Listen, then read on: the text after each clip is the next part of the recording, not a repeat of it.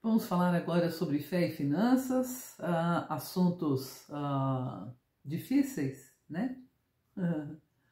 Por conta de entendimentos diferenciados, até dentro do mundo evangélico, depende de denominação para denominação, independentemente de religião, cada um tem um entendimento de como administrar as finanças, mas eu vou, diante de mais de 3.000 versículos bíblicos, pegar alguns de muita essência para que nós possamos entender rapidamente e viver bem, tá certo?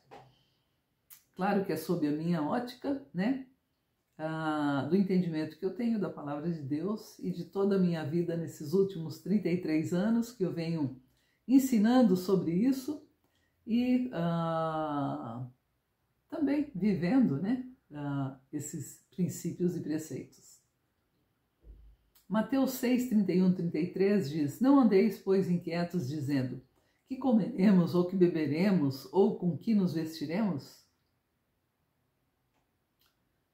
Porque todas essas coisas os gentios procuram. De certo, vosso Pai Celestial bem sabe que necessitais de todas essas coisas. Mas buscai primeiro o reino de Deus e sua justiça, e todas essas coisas vos serão acrescentadas. Quem afirma isso é Deus. E Deus é provedor. Deus não nos desampara em momento nenhum. Então, diga a Deus agora toda inquietação, a toda ansiedade, toda preocupação, porque não vai mudar nada na tua vida. Ao contrário, te atrapalha. E não tem necessidade, eu te asseguro. Elias, ele foi alimentado por Deus, ganhou pão e carne através de um corvo. O corvo come comida putrefada, estragada, né? Mas quando alça voos nas alturas, o seu bico é purificado. Então, olha o cuidado de Deus. Trazer uma comida quentinha, né? Para o profeta ali, naquele lugar, e com todo esse cuidado. Assim Deus cuida de nós. Cuidou dos israelitas 40 anos naquele deserto. Os sapatos não envelheceram. Aliás, eu tenho uma história dessas também, porque passei um deserto grande, não podia comprar nada, né? Quando eu perdi tudo. E eu fiquei com uma mesma bolsa, indo e vindo para todos os lugares. Quando eu ultrapassei aquele deserto, eu dei aquela bolsa porque me cansei dela, mas estava novinha. Assim Deus faz conosco, hein? Os vestidos, as roupas, né? Dos israelitas cresciam no corpo, então o maná diário para aqueles homens e mulheres, imagina 3 milhões de pessoas, né? Com as crianças e todo mundo ali. Eu passei 8 meses em uma chácara sem trabalho e sem dinheiro. Deus é provedor. Eu vivi isso, dependendo completamente de Deus, em um cenário de caos. E eu aprendi o seguinte: quando você não encontrar saída, confie em Deus, porque Ele é provedor. Então ore, clame, chame à existência as coisas que não são, Romanos 4,17, profetize, Ezequiel 37, 1,14. Olha, toda essa experiência bíblica foi para ontem, mas é para hoje e amanhã também. Deus não muda, Ele é o mesmo. Então depende de cada um de nós. Se demorar, espera, porque o nosso Deus não nos desampara. Deus cuida de nós. Ele supre nossas necessidades. Ele concede os desejos dos nossos corações. Ele é provedor e opera maravilhas. Sabe até o que me aconteceu ali naquela bendita chácara? Foi um treinamento VIP ali para mim. Eu colhia legumes que eu nunca plantei, hein? Eu vi um pomar inteiro seco, ser reverdecido e depois colher das frutas. Deus é maravilhoso, não precisa ter medo nenhum. Repete comigo: Deus não me deu o espírito de medo, mas de poder, de amor e de moderação. Eu posso todas as coisas naquele que me fortalece, porque eu aprendi a viver na abundância e na escassez. E em todas essas coisas, eu aprendi a me contentar. Então, eu sei que tudo posso na suficiência de Deus. Eu aprendi isso muito de perto. E é incrível, porque depois não tem mais medo. Você tem Deus ao seu lado e não precisa de mais ninguém. Especialmente nos momentos difíceis. Onde a maioria das pessoas, quando você perde as coisas, elas somem, desaparecem, né?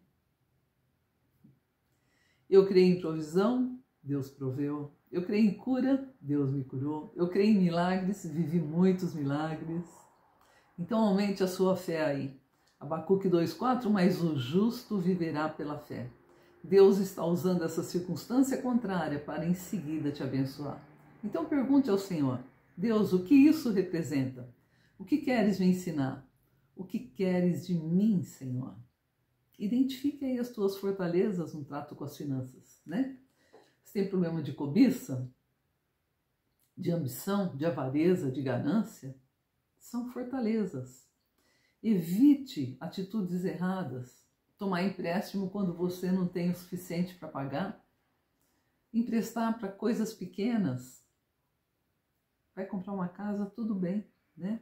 Mas para outras coisas, se você tem dinheiro, compra. Se não tem, espera até ter, né? Evite as dívidas. As dívidas são horríveis e elas atrapalham a nossa vida. Enriquecimento ilícito, retenção indevida. Tinha que dar, tinha que semear, Deus te mandou fazer alguma coisa para alguém e você se manteve ali de forma egoísta, né? E guardou aquele dinheiro, aquela quantia. Então, a desonestidade, a corrupção, o suborno, a usura, a extorsão, o roubo, né? Eu tenho muita bronca desse povo, porque a gente pode ser honesto. E a Bíblia diz que nós comeremos e felizes seremos do trabalho das nossas mãos. Então, é só trabalhar de forma digna, né?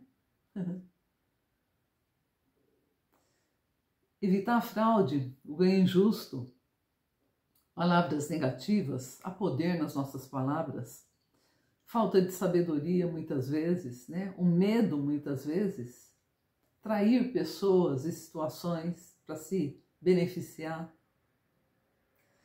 A mentira, né? O pai da mentira nós sabemos quem é.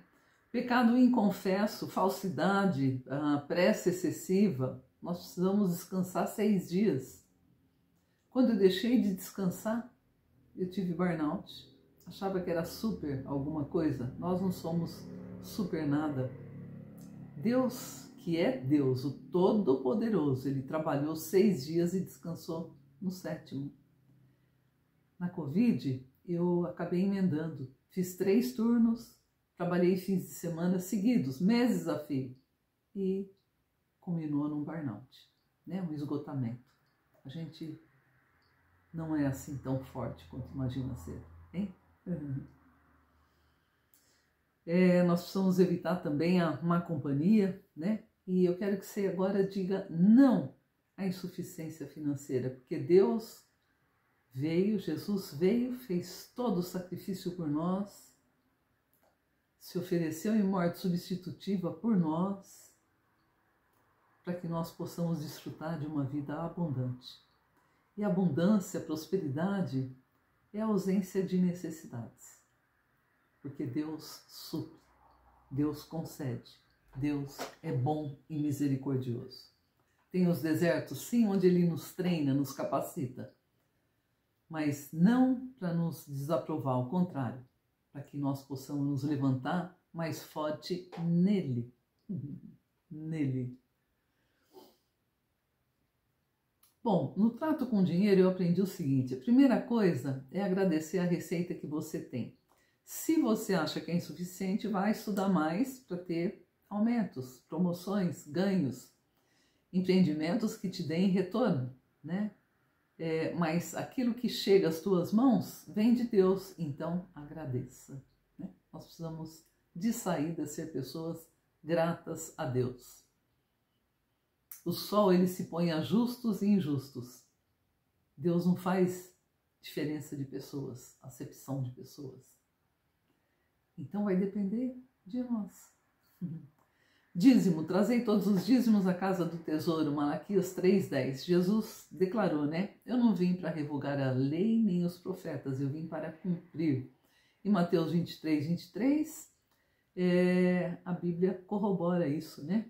Dizendo que não é só para a gente dar o dízimo do endro, do cominho, da hortelã. É para fazer isso sim, mas também as obras de misericórdia, justiça, hein?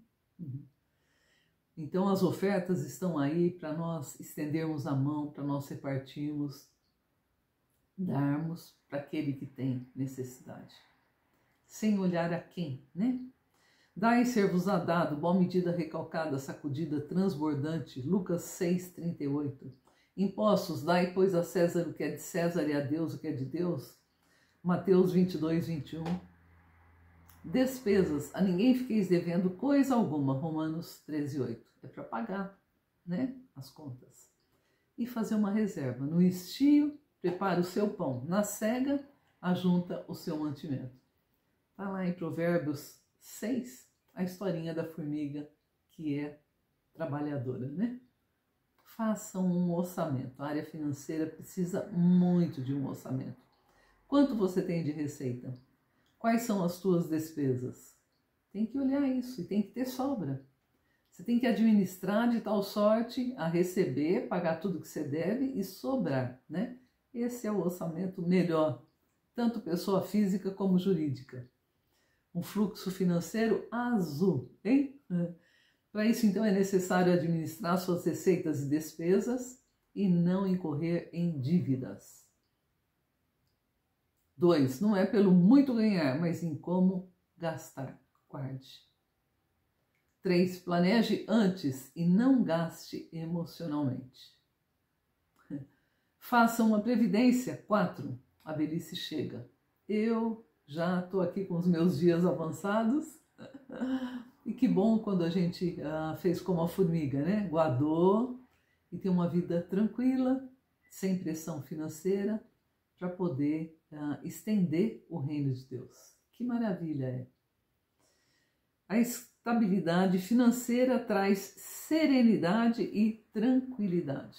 Então, administre, multiplique o que Deus lhe der, né? Lembra dos administradores, fiéis e infiéis? Um ganhou 5, o outro 10, o outro ganhou 1, né? Um enterrou, o outro multiplicou e o outro também multiplicou. Deus se agrada que nós multipliquemos o que chegar às nossas mãos. E eu gosto muito dos 3 Gs que Deus me deu: ganhar, guardar e gastar. Hein? É necessário ganhar para que nós tenhamos uma vida tranquila.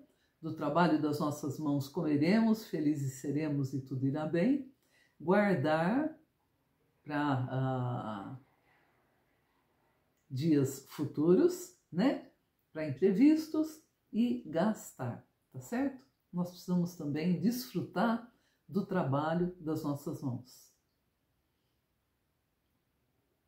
O homem sensato tem o suficiente para viver na riqueza e na fartura, mas o insensato não, porque gasta tudo o que ganha. Provérbios 21:20. Ser sensato significa ter um controle entre as emoções e a vontade. A sabedoria é gastar menos do que se ganha e guardar, economizar.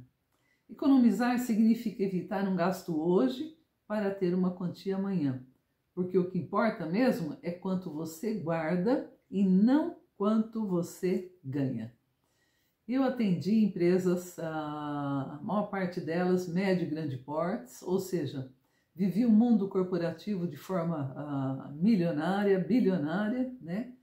E empresários e CEOs e presidentes com altas remunerações, retiradas, prolabores, enfim, não importa aí os termos, né?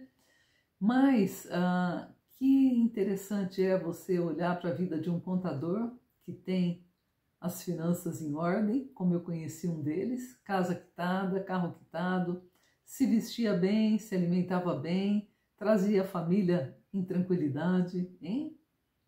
Um contador não ganha muito, né? E muitos empresários que eu atendi completamente endividados, pessoa física e jurídica.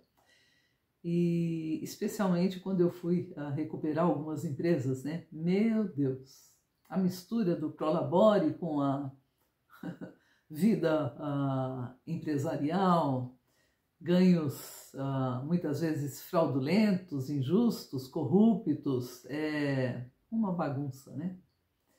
E nesses cenários a pessoa então tem uma turbulência, passa uma vida achando que tem muito, mas não tem nada, é pior que qualquer pobre, porque não tem nem tranquilidade para dormir direito, né?